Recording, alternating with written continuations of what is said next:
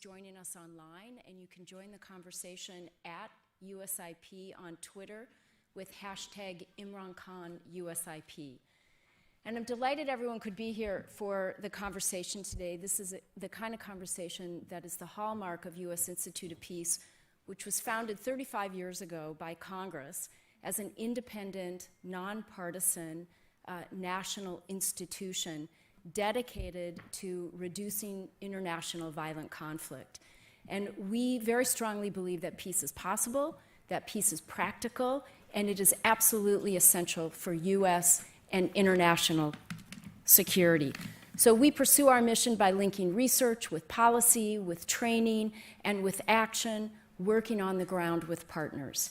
Our Pakistan program is one of our largest here at the Institute, and we've been active in the country since 2011. We partner with a network of civil society organizations, innovators, scholars, and policymakers to support local programs, conduct research and analysis, and convene local peace builders. We've supported programs in cities and villages throughout Pakistan. We focus on increasing tolerance of diversity using arts, media, and culture to promote dialogue and peace education. USIP partners in Pakistan have reached more than 130,000 youth and has helped support their peace-building activities. I've been fortunate to have a chance to visit and to see the extraordinary impact that these young leaders are having. We also work with other institutions, including the police, to promote police-community relations and enable the police to be more effective at nonviolent means of addressing conflict. We use our trusted networks in the US government and in Pakistan to facilitate 1.5 and 2.0 dialogues to offer opportunities for policy specialists and those close to decision-making on both sides to think of other solution sets and offer innovative approaches to break through policy obstacles. So we have a long history also of hosting Pakistan top political officials. Last year, we were honored to host Pakistan's Foreign Minister, Shah Mahmood Qureshi, who's here with us today. Welcome. And we're also delighted to have with us Pakistan's ambassador to the U.S., Asad Khan, who's a good friend. Pleased to have you back with us. Today, of course, we are honored to have with us Pakistan's Prime Minister, Imran Khan. This is his first visit to Washington since becoming Prime Minister last August. We have had the honor of hosting him in the past. The last time you were here was in 2009. The Prime Minister comes to Washington at a particularly critical moment in U.S.-Pakistani relations. And yesterday, hopefully we'll hear more about it, he met with President Trump for the first time to discuss cooperation between U.S. and Pakistan. So today we thank Prime Minister Khan for the opportunity to hear his insights into developments in Pakistan and what we can expect from Pakistan on the international stage. After the Prime Minister's opening remarks, I'll host a moderated discussion with him and then take questions from the audience. We have people circulating with note cards. Please write down your question and pass them in to a U.S. volunteer, and we'll also be taking questions from online. And with that, please join me in giving a warm welcome to Prime Minister Imran Khan.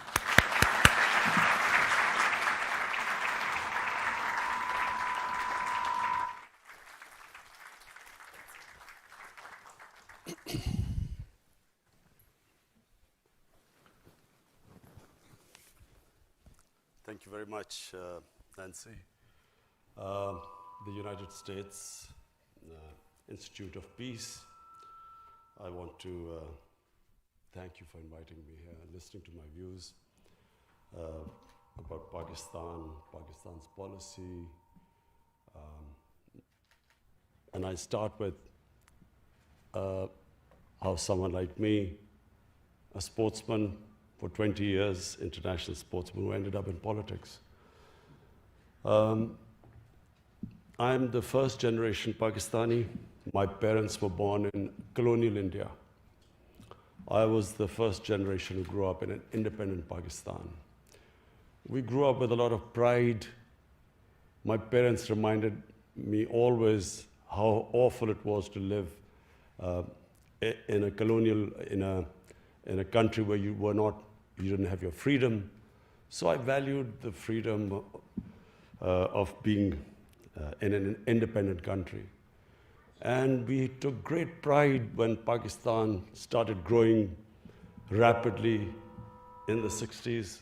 It's not used to my voice, I think it's too heavy for it. In the 60s, Pakistan was the fastest growing country in the whole region. Pakistan was a country which gave us hope.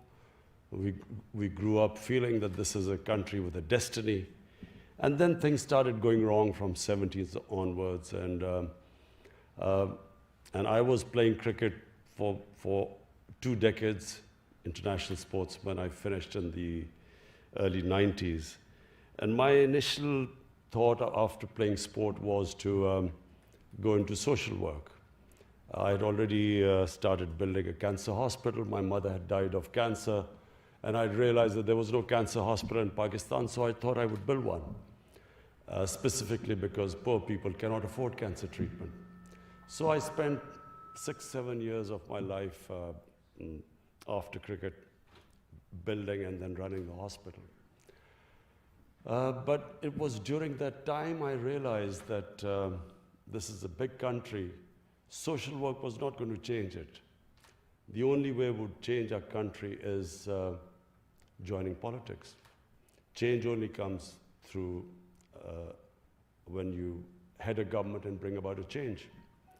And the reason why I joined politics was because I realized our politics was going in a direction which was leading Pakistan to nowhere. Problem with most ex-colonial countries was exactly what Pakistan was facing. If you look at Africa, you look at the independence movements in Africa, and then the leaders who came from the independence movement, once they assumed government, a similar pattern took place. The moment they got power, they used power for benefiting themselves. Corruption was the main reason why countries could not reach their potential.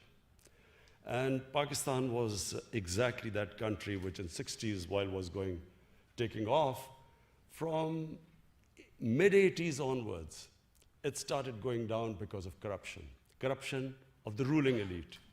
So when I formed my party in 1996, it was on an anti-corruption platform. And I campaigned for 15 years in the political wilderness, talking about corruption, and could not make people understand the relevance, the relation between corruption and poverty. People could not relate the two. Somehow in ex-colonial countries, people thought taking money from the government was nothing wrong with it, because it was not your government. It was a foreign government which was ruling over you. So if you evaded taxes, there was, you were not doing anything wrong. And similarly, corruption. So I formed my party, as I said, in 1996. For 15 years, I had only a few people with me, and no one thought I had a chance. But then suddenly, people began to understand what I was saying. So the party then began to take off about 7 years ago. And in 2013, we formed government in one of the 4 provinces. And because of our performance in that one in that one province, in 2018, we won the elections. So what has been the main challenge since we've come to power 10 months ago? Number one challenge was inheriting a country which was bankrupt. We had the biggest current account and fiscal deficits. But worse, what corruption does is it's not just a question of bankrupting a country and money being laundered out of the country. What happens is the ruling elites, when they make money, when they make money out of corruption, they then have to take it out of the country because otherwise people would know, ask them questions, where did the money come from? So you suffer in two ways. Number one, money which should go to human development ends up going into people's pockets. But secondly, that money leaves the country. And in my opinion, which I spoke to President Trump yesterday, the biggest problem that the world faces is about $1 trillion leaving developing and poor countries and either going into offshore accounts or they end up in Western countries. And this is impoverishing, this is causing more deaths than through terrorism, than through drugs. The amount of people dying of hunger and disease, lack of education, not having clean drinking water, is because of the ruling elites and developing world taking that money out and parking it into, as I said, offshore accounts or Western countries. So we faced a similar situation.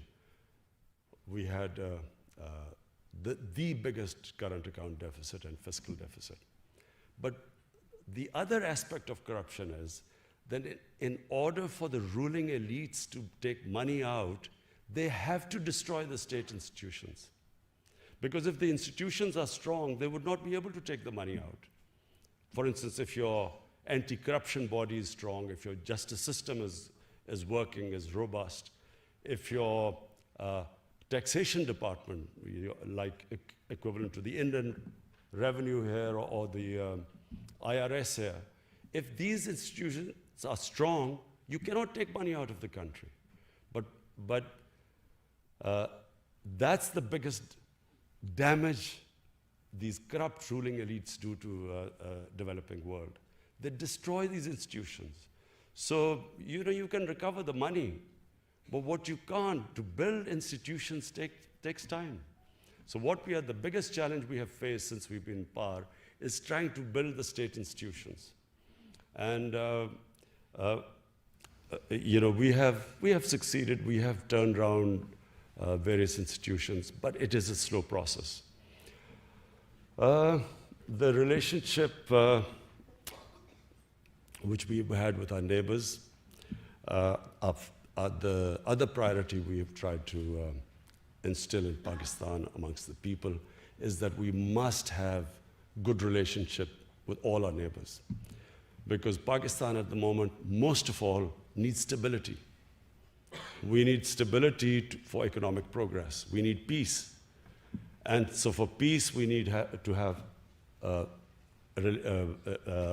good relationship with our neighbors. So first was me trying to reach out to India. India is, a country which we've had turbulent relationship with. But unfortunately, because of one issue of Kashmir, whenever we have tried, whenever relationship has started to move in the right direction with India, some incident happens, and that's all related to Kashmir, we go back to square one. And so I reached out to my counterpart in India, the Indian Prime Minister, assured him that, you come one step towards us, we will go 2 steps towards you, because the biggest problem India and Pakistan face is poverty. And the best way we can reduce poverty is if we start trading with each other. The next was Afghanistan. We again have had a difficult relationship with Afghanistan. And so we have reached out. I have invited President Ghani to Pakistan. And, it's a sort of long story, but we are moving towards, fortunately, we're all moving towards the same direction. There's a convergence now in Pakistan, in the US, that there is no military solution in Afghanistan. So we're all working towards the peace process. Similarly with Iran, we've had sort of a decent relationship with Iran without, it's not really a warm relationship, but a decent relationship with them. So we reached out to all our neighbors. And the next is the US. US is a superpower. you have to have good relationship with the US, whether you like it or not. So I was a bit worried when I was invited to meet President Trump. I've been in limelight, public life for 40 years. And sort of when I've gone to meet people who are famous or well-known or in power, you normally get advice that, what you should do, what questions you should ask when you meet them. But never in my life have I had so many suggestions before I was going to meet President Trump. Inundated. And I have to say that it was one of the most pleasant surprise, not just for me, for my delegation. The way, the hospitality, the way he, straightforward, charming way he treated us, so we were all blown over. We loved the meeting with the president yesterday. But above all, we decided on how we will now have a close relationship between Pakistan and the US. How we will now ensure that there is no communication gap. The period from 2003 or 4 to 2015 was the worst in the relationship between Pakistan and the US. Pakistanis felt that they were fighting the US war. No Pakistani was involved in 9/11. Taliban were in Afghanistan, Al-Qaeda was in Afghanistan, but Pakistan ended up involved in that war, and we lost 70,000 people. We lost over $100 billion lost to our economy. And yet, there was mistrust. Pakistan felt it was doing its best. It could have stayed out of the war, and yet, Pakistan participated in the war, and Pakistan took a battering. There was a point when people like us thought, are we going to survive? Because there were suicide bombs going on every day. There were no sports team used to visit Pakistan, forget about investors. And so we passed through a terrible period, but at the same time, the US thought we weren't doing enough. We were playing a double game. So that was, in my opinion, the worst.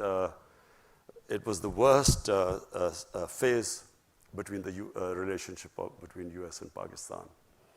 I was one of those, and I came here, I think in 2009, and I tried to explain to people here that there was no military solution in Afghanistan. I met, then Democrats hadn't come into power, the elections hadn't happened just before President Obama won the elections. I tried to explain I had a meeting organized, there's Dr. Ikram here, he organized a meeting with Joe Biden, John Kerry, Harry Reid, towering figures of the Democratic Party.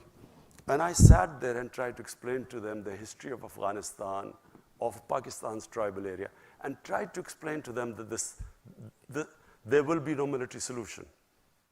But I realized they had no idea. People in the US had no idea about the history of Afghanistan and the sort of conflict they had got involved in. And fortunately, this time, everyone knows, people understand. So why do I think that we will now have the very best of relationship with the US? Because we are all on the same page.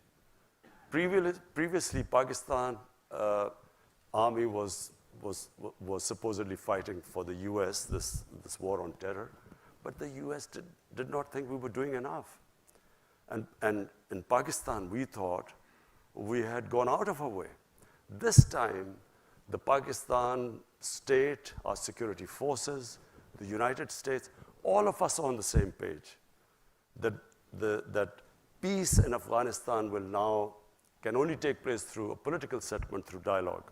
So we are all now working on getting the Taliban to talk to the Afghan government. They're already talking to the US. And we hope that this will eventually lead to a settlement. Not easy. It's not going to be easy because there's no centralized Taliban command. It's a devolved movement. But we feel that if we all work together, we feel this is the best chance of there to be peace in Afghanistan. Apart from that, domestically, just one final word before I take your questions. I've struggled these 23 years to get into power. Most of the, as I said, in wilderness, political wilderness. I was not fighting political parties. I felt I was fighting a mafia. And the Supreme Court of Pakistan, actually, when there was this famous court case where the Prime Minister was dismissed, actually called the ruling party a Sicilian mafia. And I say a mafia because this is not normal politics. Because the two ruling families had been in power off and on for 30 years. And when you're in power for 30 years, their penetration was right down in the bureaucracy, in the judiciary, in the election commission. They had enormous amounts of money. And so we won because we mobilized the people. We mobilized the youth of Pakistan. We were very fortunate that Pakistan has 60% of Pakistanis are below the age of 30. They became our big support. The young people rallied around us. And we did, it was the biggest public movement in Pakistan in the last 50 years. And so we won despite having, coming up against big money, despite the penetration in media, the most vilification campaign, personal attacks, and despite that, we won because of social media. This is the new, had there been no social media, probably we would not have been able to beat the established parties. And since we have been in power, we are still up against the mafia. We have been, the problem has been to fix the economy, but at the same time, we have had the entire opposition trying to destabilize the country. So that twice they have tried to create this uncertainty that there's been a run on the rupee. We almost had a run on the rupee because of them predicting that all fake news that IMF had told us that the rupee would go to a certain number, all wrong, but putting pressure on the economy all the time. Finally, I can say right now, after 10 months, we have finally stabilized the economy, and we feel now that we are now, after stabilizing the economy, we feel that we can now move ahead and start our reforms. Our reforms are very straightforward. We believe that real development is human development. So we are going to, all our money,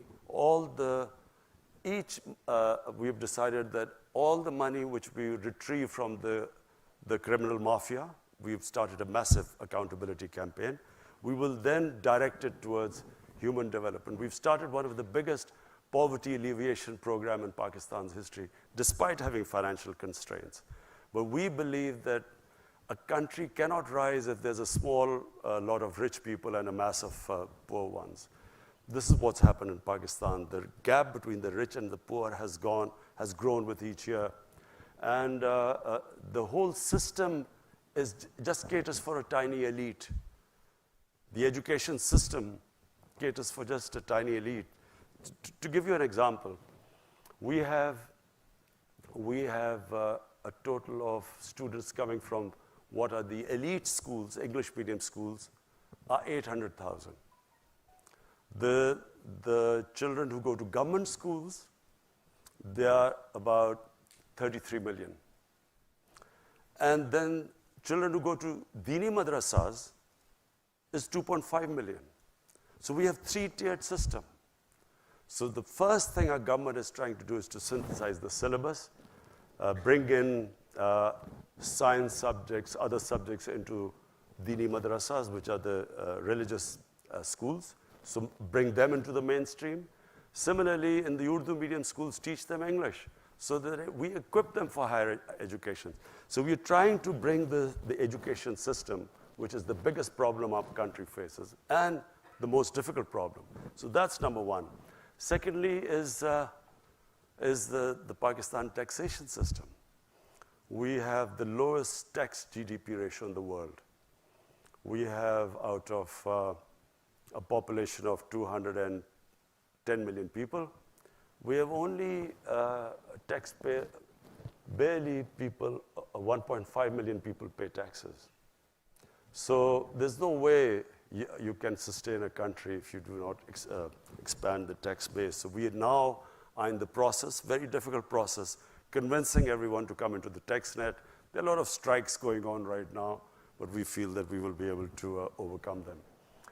Because it's imperative now that the Pakistani people pay taxes. The challenge, of course, has been that this mafia, I call this mafia, in 10 years, just so that you understand what they have done to our country. Because later on, you might ask me, why is this political victimization? What I call accountability, people will say political victimization. But I'll just tell you what they've done to our country in 10 years. The total debt of Pakistan in 2008, before these two parties came in, when General Musharraf left, the total debt of Pakistan in 60 years was 6 trillion rupees. In the last 10 years, they've taken it from 6 trillion to 30 trillion rupees. So where has this money gone? I've set up a commission, a debt commission, which is now going to find out where this money disappeared. So which is why we are going through this problem of finding out what happened to our country. How come we got so indebted? So the problem with having such a huge debt is that in the last year, the total tax revenue which we collected, half of it went to servicing debts. So you can't have 210 million people just surviving on this already a very low tax base and then half of it going into debt servicing. So for that, we are expanding our tax base. But what we are doing now in Pakistan is the first time in 1960s any government is going to take this step. We are now moving towards encouraging industrialization. In 1960s, Pakistan's industrial production was equal to 4 Asian tigers' industrial production: Indonesia, Malaysia, Philippines, Thailand. The combined industrial production was equal to Pakistan's in 1960s. After that, unfortunately, we deindustrialized. Our exports actually went down because our policies just did not encourage industrialization. So we now have embarked on a program of industrializing our country. We are giving incentives to industry. So we have, the main programs in Pakistan are, number one, poverty alleviation. We have allocated the biggest amount to alleviate poverty. Any money retrieved from these big crooks will go straight into the poverty alleviation program. Secondly, industrialization. We are now encouraging our industry, specifically export industry. We have trade agreements, one with China where we hope that we will be able to free trade agreement with, a preferential trade agreement with China, where we hope to export our stuff to China. China has imports of $2 trillion. So industrialization. And third is agriculture. Pakistan is basically an agricultural country, and we are hoping to get technology transfer from Europe, from China. Hopefully, we've spoke to companies in the United States so that we can improve our yields. Pakistan has the lowest yields, one of the most productive lands, but the lowest yield. So what we hope is that this three-pronged attack, we will be able to raise Pakistan's economy, provide employment to our people, improve productivity. So this is basically where we are headed. Thank you.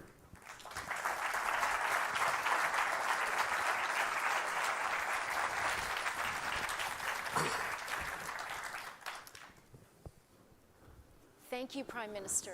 Thank you for a very rich view of the challenges you're facing and the approach that you're taking. I wanted to start, you gave us a taste of your meetings yesterday with President Trump, and in the past you've spoken also about your commitment to take a different approach to U.S.-Pakistan relations than previous Pakistan leaders. And I'm curious if you wanted to say a bit more about what is the difference with your approach, and how's that resonating during this visit in Washington, and how do you see the future between U.S. and Pakistan? You see, Nancy, I always felt that the relationship between Pakistan and the United States was never multi-pronged. It was basically a transactional relationship. So, for instance, in the 80s, Pakistan was fighting the jihad against the Soviets, and so the U.S. was helping Pakistan, was providing aid, and Pakistan was, the various groups created in Pakistan were then conducting attacks inside Afghanistan against the Soviets. The moment that the Afghan jihad ended, the U.S. packed up and left. And not only did they leave, Pakistan was slapped with Pressler sanctions. So Pakistan then was left with 4 million Afghan refugees, a number of militant groups which had been created to fight the Soviets, all dressed up and nowhere to go. We had heroin, drugs that were used at some point to pay for the fighting in Afghanistan. So Pakistan, then first time we had these sectarian attacks and sectarian militant groups, which were first time we heard of sectarian attacks inside Pakistan. Then comes 9/11, and Pakistan again joins the US. I was then, I only had one seat in parliament at the time, and I remember when General Musharraf was consulting all of us that the US wants us to join them in the war. I opposed it. I thought Pakistan should stay neutral. And I'll tell you why I thought Pakistan should stay neutral. We had created these jihadi groups in the 80s. We had indoctrinated them in the idea of jihad, that foreign occupation in Afghanistan, it was a religious duty to fight them. So all these groups, including Al-Qaeda, had arrived in Pakistan. Now comes 9/11, then the US invades Afghanistan. And now we are trying to tell these same groups who had close links with the Pakistan army, because they were created by the Pakistan army, now we are telling them that no, it's because the good guys are there, it's no longer jihad. Now, obviously, a lot of them turned against the Pakistan army, because Pakistan army was then trying to neutralize them. So what we went through, and I just briefly mentioned earlier, it was the worst time in our history. These groups turned against the Pakistan army and the state of Pakistan. And not only that, there were linkages between, clearly there were linkages between these groups and the Pakistani security forces, because they had created them. So we had insider attacks, we had, the GHQ was attacked, generals were killed, ISI headquarters were attacked. The army, at one point, the army could not go into the cities in military clothes or with military cars. It was that bad at one point. And then, of course, the second thing was the tribal areas. We should never have sent army into the tribal areas, because the tribal area per capita was the most weaponized area in the world. For people who don't know, tribal area is the border between Afghanistan and Pakistan. It was always an autonomous area. The British never occupied it during their rule since 1890. So it was an autonomous area. It ran by its own rules. So in 2004, under pressure from the United States, Pakistan army went into the tribal areas to flush out Al-Qaeda. Now, what happened was that after Tora Bora in Afghanistan, a few of the Al-Qaeda moved into the tribal areas, which were semi-autonomous. So when they sent the army in, armies are not meant to go into civilian areas. Whenever you send your army into civilian areas, you can ensure that there will be human rights abuses, there will be collateral damage, there will be innocent people killed because there's no army there. They're just guerrillas operating from villages. So, the collateral damage created what became the Pakistani Taliban. There was no Pakistani Taliban before. So we then had the people of tribal areas suffered. One point there were these militants, the other side was the Pakistan army. Half of the tribal area was then internally displaced. The damage, we still haven't, the amount of damage done in the tribal area, we still haven't got the resources to compensate them. So basically the country went through hell. In my opinion, we should have stayed neutral. That way we would have had control over these militant groups, and we could have in our own time neutralized them. But because we became a part of the US war, they turned against Pakistan. And so now what I feel, there was a watershed in Pakistan, in Pakistani politics. In 2014, the TTP, the Pakistani Taliban, they slaughtered 150 school children in what was called the APS, the Army Public School. There was a reaction within Pakistan. All the political parties then signed a paper called the National Action Plan. And we all decided after that we will not allow any militant groups to operate inside Pakistan. Until we came into power, the governments did not have the political will, because when you talk about the militant groups, they still have about 30 to 40,000 armed people who have been trained and in some sort of a theater, who fought either in Afghanistan, maybe in Kashmir. So we were the first government who has now started disarming all the militant groups. This is the first time it is happening. We have taken over their institutes, their seminaries. We've got administrators there. So it is the first time in Pakistan that we have decided there will be no armed militias inside our country. Which relates to the next question I want to ask you, and it's been in the news a lot. It's clearly a significant element in US-Pakistan relationships, and that's what you referred to as well, the ongoing Afghan peace process and the possibilities that we might actually have some breakthroughs.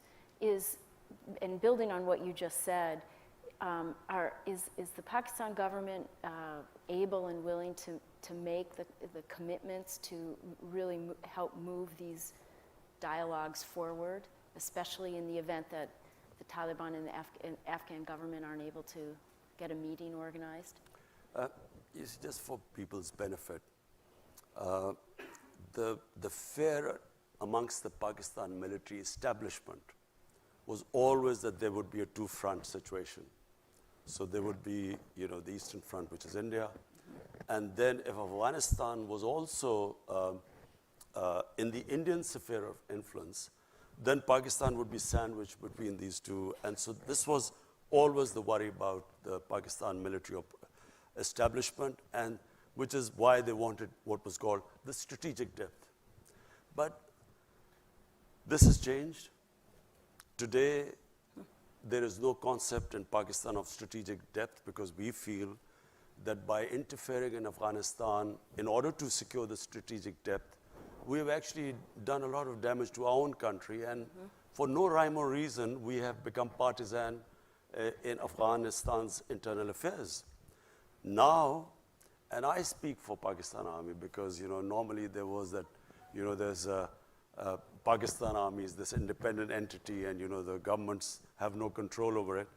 I can sit here and tell you that as I speak, the Pakistan Army is exactly behind the government's program. Whatever our policies from day one we've arrived, peace with India, they were behind. When I decided to release the Indian pilot who had been shot down in Pakistan, the army was right behind me. So we today speak as, that there's no difference between the policies of the Pakistan security forces or the Pakistan's democratic government. And we believe that we should not ever interfere in the internal affairs of Afghanistan. Let the Afghans decide what they want, what sort of government they want, and we should facilitate the peace process.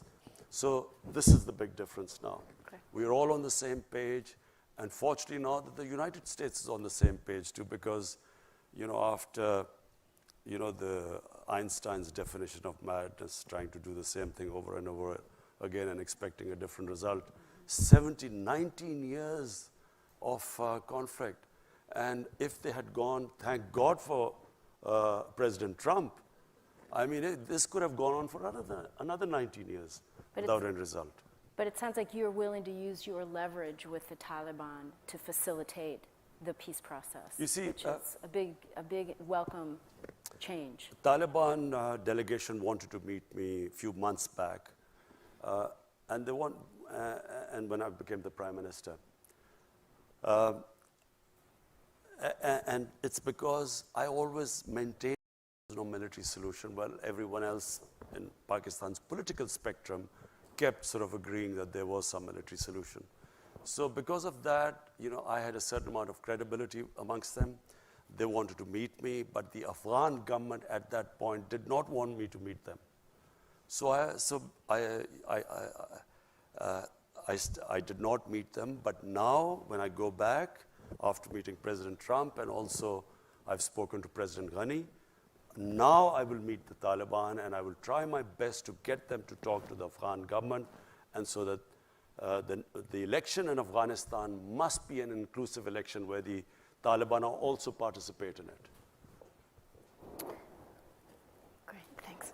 I want to ask something that's very important to people here, and that is the view that in Pakistan, censorship and harassment of the press, of activists and dissenting voices of women is on the rise. And you just spoke very eloquently about a new Pakistan, talked about the inequalities that have plagued the economy. And I'm curious, what are your thoughts and commitments about also protecting the pluralism and the freedom of speech and of the media that's so important to a democratic Pakistan?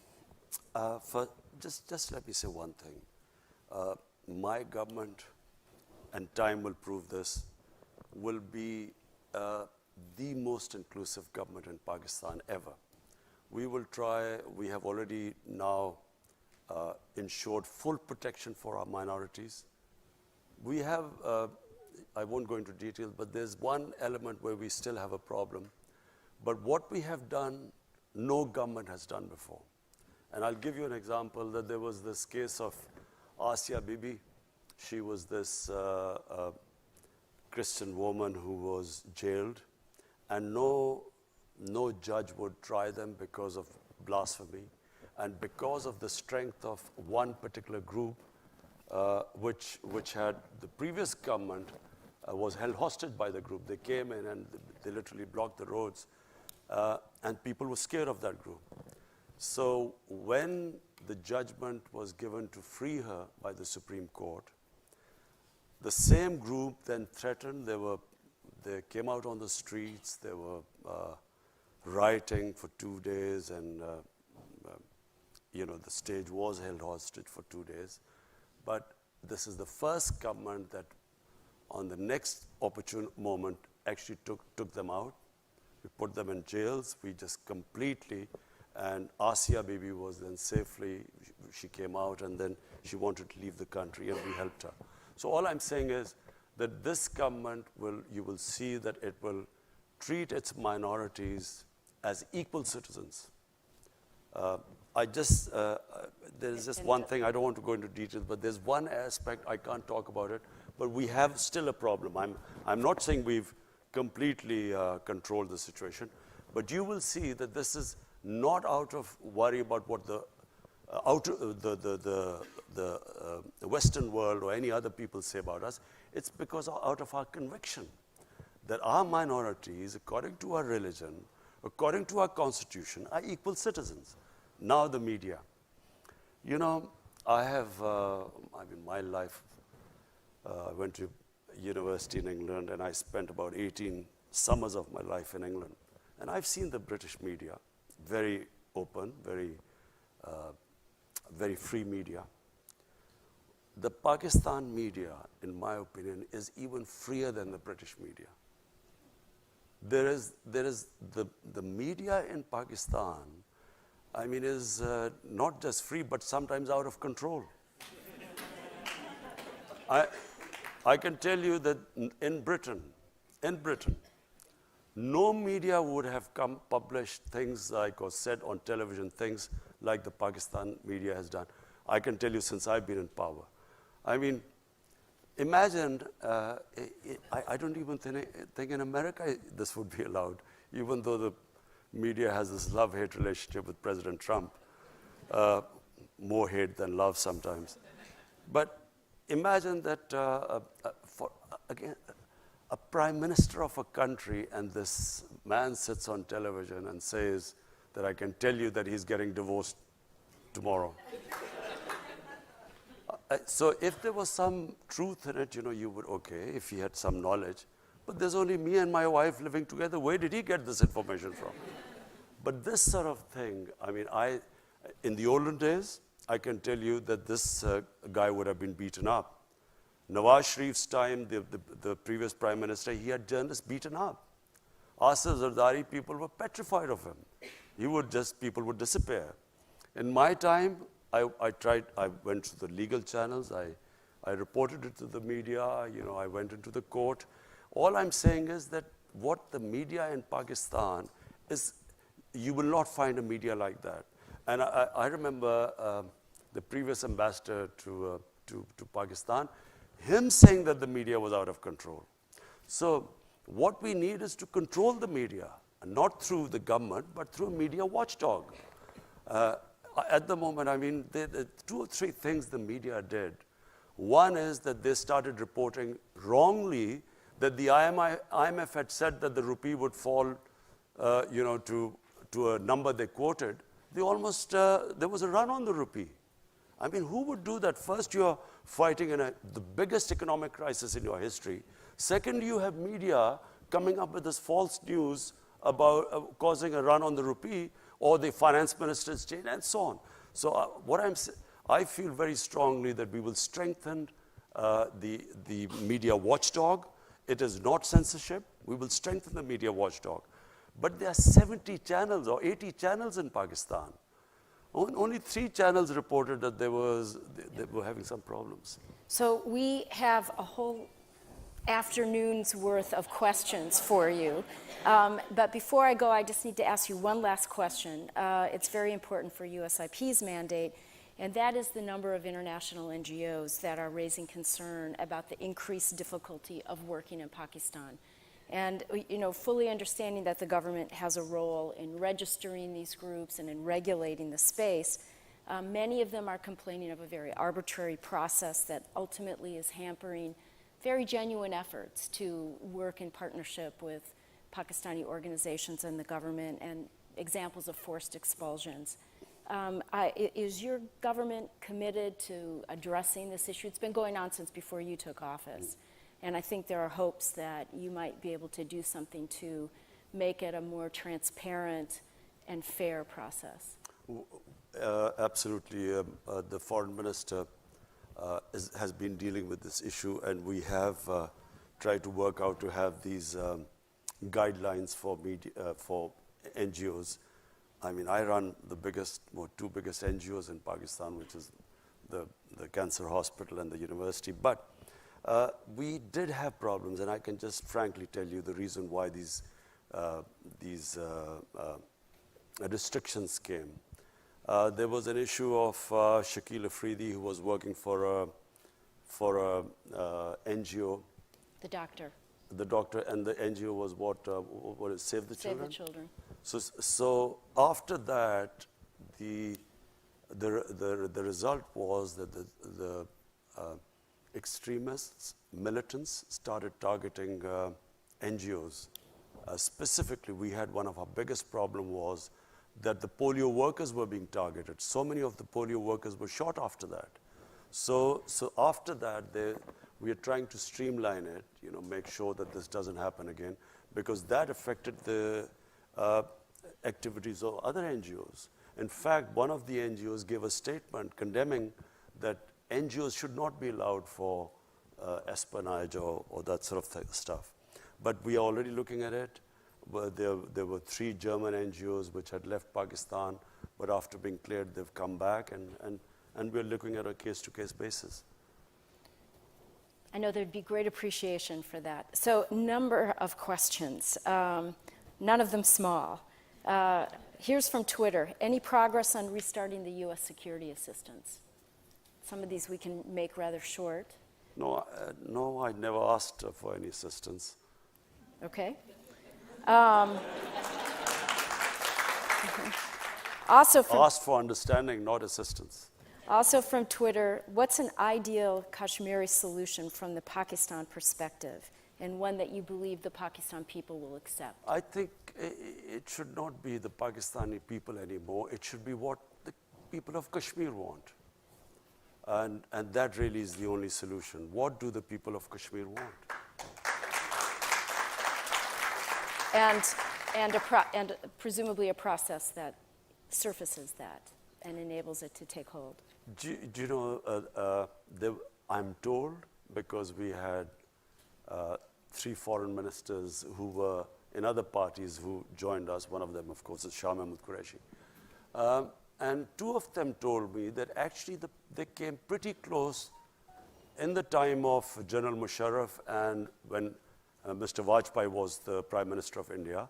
Apparently, they came pretty close. There was some sort of convergence on a phased movement on Kashmir, on sort of various steps to be taken, and over a period of time, some sort of a referendum. Anyway, but I don't want to say anything right now because it's a delicate issue. But there is a solution, and the solution has to be with the will of the people of Kashmir. So you covered this, but I see about 4 questions going back to this issue of media censorship. And here's one particularly that talks about TV channels are taken off, journalists are facing threats, the party's official Twitter routinely cautions journalists of committing treasons. So in a country where many journalists have been killed, do you think such rhetoric will enable and incite violence and directly affect the freedom of the press? Do you know, Nancy, I am probably one of the biggest beneficiaries of the media. When we had free media, I gained the most because I was, until 2001, there was only one television, and that was the national television, PTV, which was totally a government-controlled television. So with the independent channels coming in, I became the biggest beneficiary because we didn't have any money. I mean, my party was pretty small for a long time. So I was able to go on television and give my point of view. And that's how my party gained, because I had a way of conveying my manifesto, how I would deal with various issues. So there is no question in Pakistan of ever clamping down on the media. I can just tell you that. There is no question. What happens is sometimes, and I will, now that you keep asking, you were stuck on media, so I'll just go, I will just tell you a bit of truth about the media. There is, as Lee Kuan Yew once famously remarked, what was sometimes called freedom of speech by the media or freedom of expression is sometimes the freedom of the owners of the media channels to conduct whatever they want to do. So in Pakistan, what we had the situation where here we were fighting. I don't know how many of you know of the Panama Papers, the Panama Revolutions. So this Panama revelations came about, like the WikiLeaks, and our prime ministers, we discovered that he had these luxury apartments in London, most expensive Mayfair, he had these 4 luxury apartments. So like a opposition, like anywhere in the democracy, we asked him, where did you get the money to buy these flats? And then started this whole movement to get him to answer these questions. Now, there was a court case in the end, and in the court, he was convicted. But do you know there was a media channel, one of the most powerful media channels, they did everything to protect him.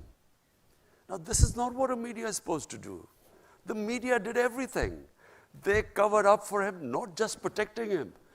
I, who was asking my democratic right a question to asking someone, where did you get the money? I was attacked. Personal attacks. I mean, the sort of attacks I faced, no political leader I challenged, no political leader would have gone through the sort of personal attacks they went, because, you know, they couldn't attack me on my, on integrity, so they went on these personal attacks. So this is not normal for media to do this. Media is not supposed to do this. Media is supposed to be a watchdog, to bring out, you know, play the role of an opposition. But they're not about personal attacks and trying to blackmail you. We just had another case right now. There's a judge who convicted the previous prime minister. Now this judge, the opposition brought out a video blackmailing him about him with some compromising video with some woman.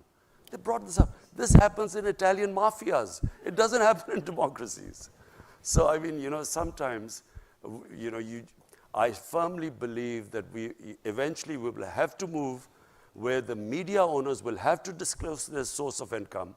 You know, just like anyone else, they'll have to say, how much tax do they pay? What is the source of income? Even if you ask them how much tax you paid, some of these media say this is a freedom, it's against freedom of expression.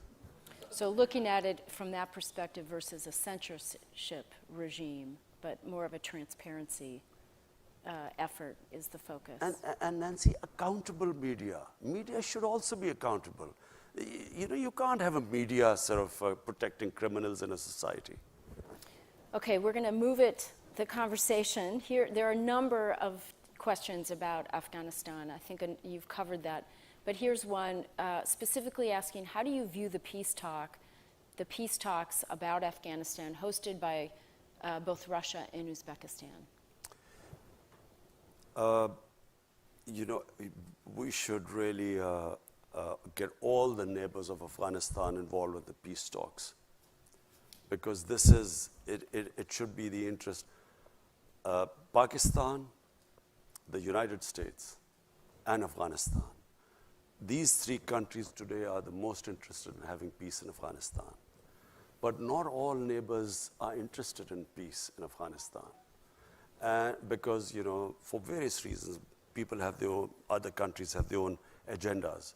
So I firmly believe that the US should try and co-opt as many countries as possible, because there will be people who will be trying to, you know, put a spanner in the works.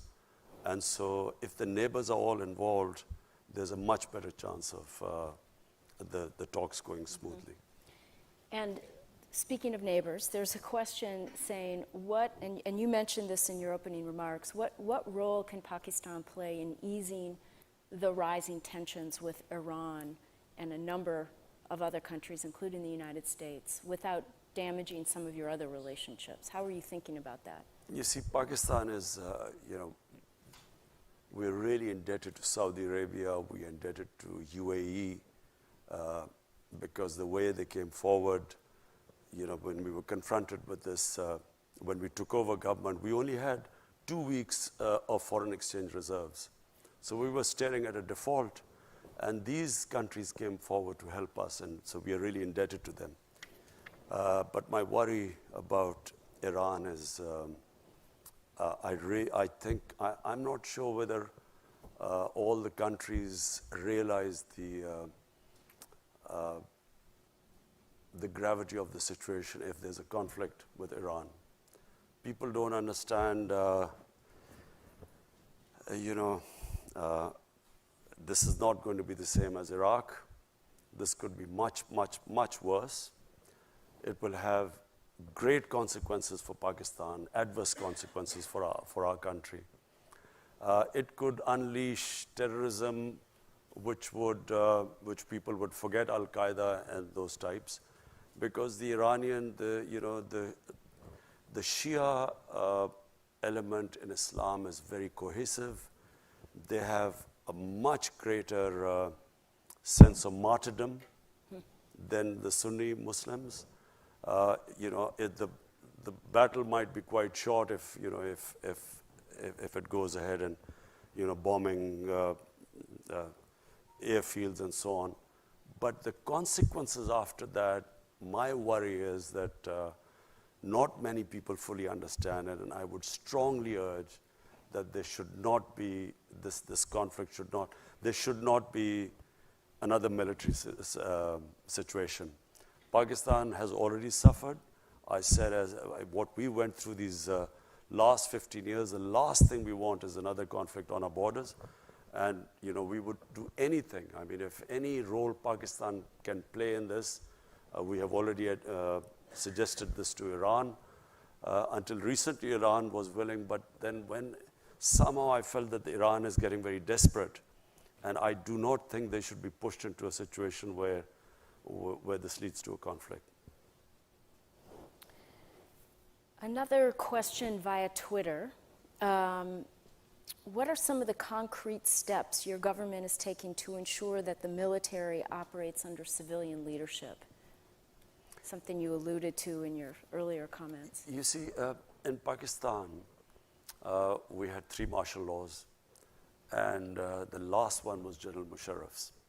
I think General Musharraf's martial law was a watershed in Pakistan, in the sense that there was a opinion across the board that when you have bad democracy, the answer is not to have a military government.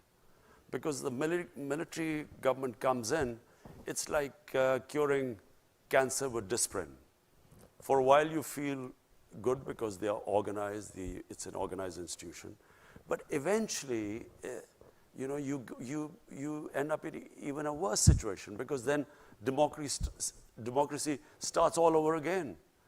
And what we need in Pakistan now is an extended run of democracy. And I really do believe that the democratic evolution of the country has reached a point where now we will go towards further democracy. I mean, us winning the election is who would have thought we would have won an election against these? How many times in a 2-party system has a third party broken through? It's unheard of. I mean, nowhere in the world does a third party break through. We broke through because of social media. We actually, despite the official media sort of not giving us that sort of coverage, all the opinion polls were that we would not make it. But it was the social media and the young people who came out and made us defeat the 2 established parties. And I think the process will keep going on. I think that in Pakistan, people have tasted freedom. They understand, the power of the vote. In fact, social media has actually democratized the whole world. Everyone now has, they have Twitter, everyone can participate. That's how we're getting questions. Yeah. Well, I have 2 related questions on that I think build on the vision that you just articulated. And the first is, what will the government do to address closing space for civil society? And how does that fit into your vision? And closing space for civil society and activists. I don't understand. How is the government? Well, I think it's... You're closing space for civil society? There's another question about Gulale Ismail and other activists. You're talking about PTM. PTM. Yeah, that's PTM. It's called civil. I think they're saying it's a broader civil society question, but it's actually related to PTM. Look, all these years I kept saying, when Pakistan, I stood up in the National Assembly in our parliament in 2004. I objected to the Pakistan army being sent into our tribal areas. No one understood the tribal areas. The only reason I understood the tribal areas is because some 30 years back, I wrote a book on the tribal areas. I did a travel book. I went all over, and I understood the tribal areas. As I said, it is one of the most weaponized per capita area in the world. It's a most devolved democracy. Every village is an independent entity. And so they have never allowed outside interference to come into the tribal areas.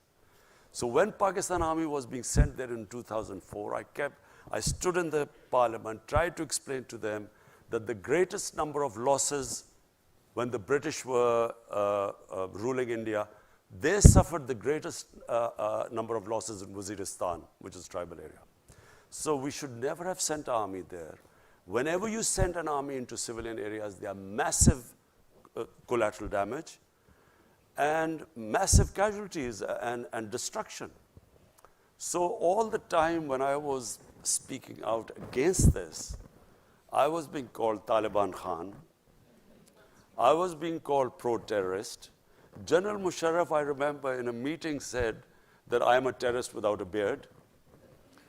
And so once this whole thing was over, this young Pashtun movement started. And this Pashtun movement was correct, what they were saying. The area was devastated. The people of the tribal areas, I mean, half of them were internally displaced. Their shops were gone. Most of them relied on livestock. Livestock disappeared. The whole area was, as it is, tribal areas before 2001, 75% of the people were under the poverty line. So after this military action, they even went further down. So we had this young movement and movement stemming out of anger. And they, of course, they blamed the Pakistan Army for all the devastation there. And we've just had elections in the tribal area now. We've just had, first time in Pakistan's history, the tribal area has been assimilated with Pakhtunkhwa, a province. And first time we've had election, and I'm very pleased to say that PTI won the election. But we have now injected the greatest amount of money in the tribal areas to develop it.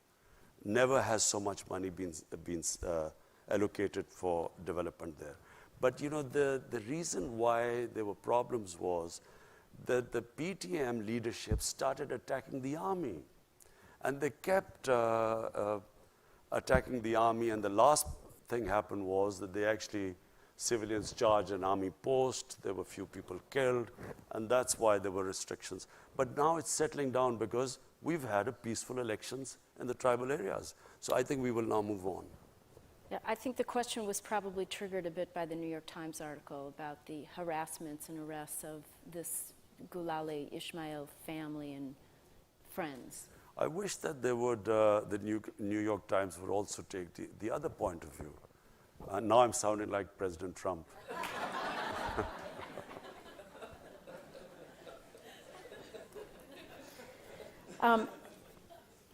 So we have time for just a couple more questions. The U.S. has been asking Pakistan to do more in the context of terrorism. It relates a little bit to what you were saying.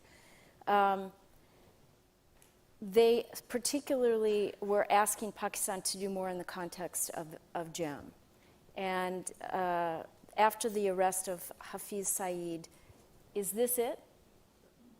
Will he stay in custody this time, or will he be allowed to go off again?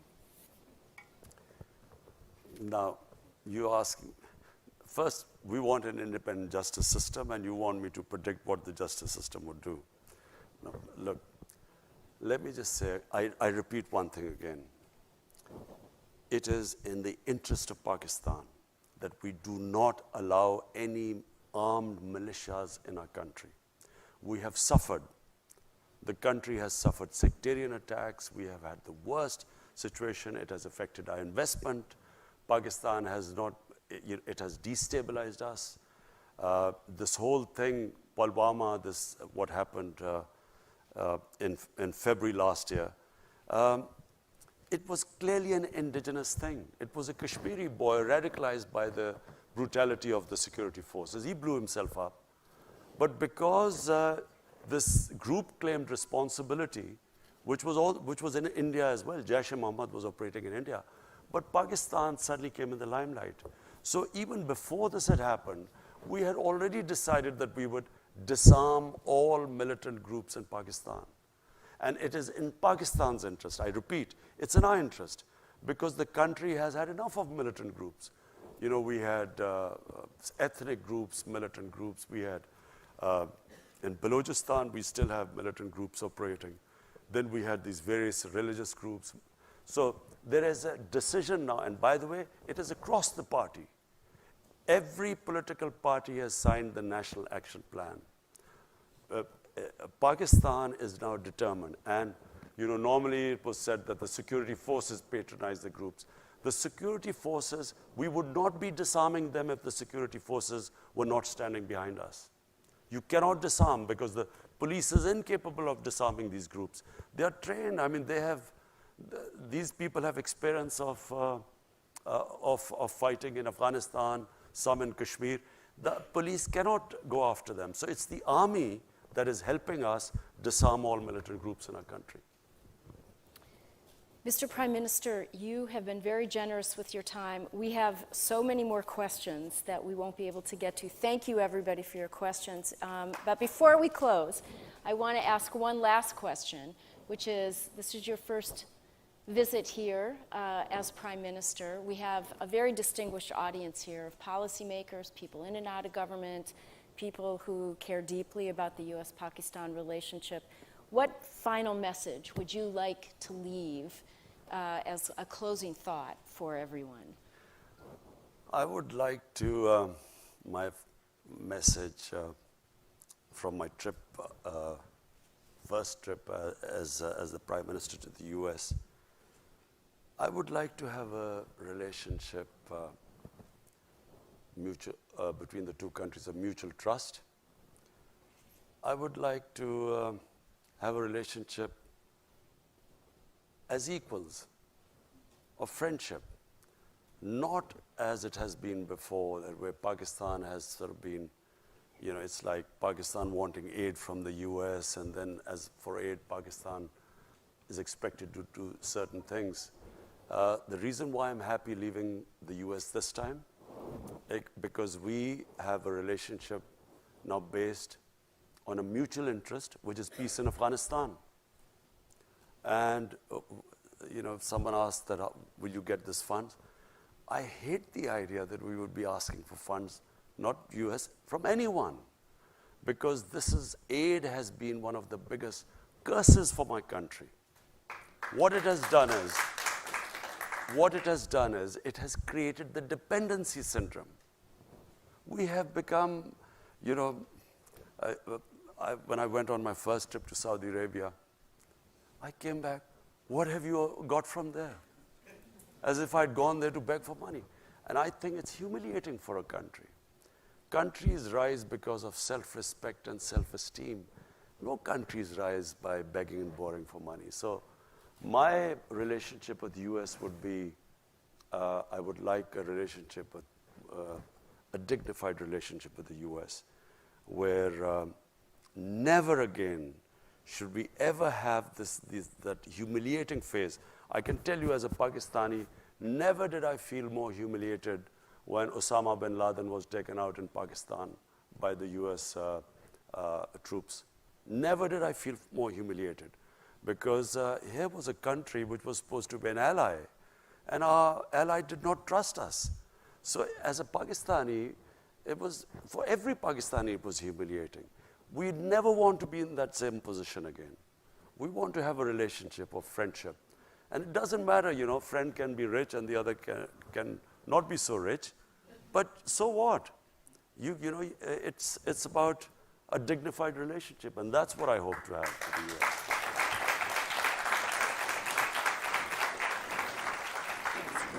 I'd like to present you with a small token of our appreciation for your visit here. Invite you to come back and wish you all the best. Please join me in thanking the Prime Minister. Thank you.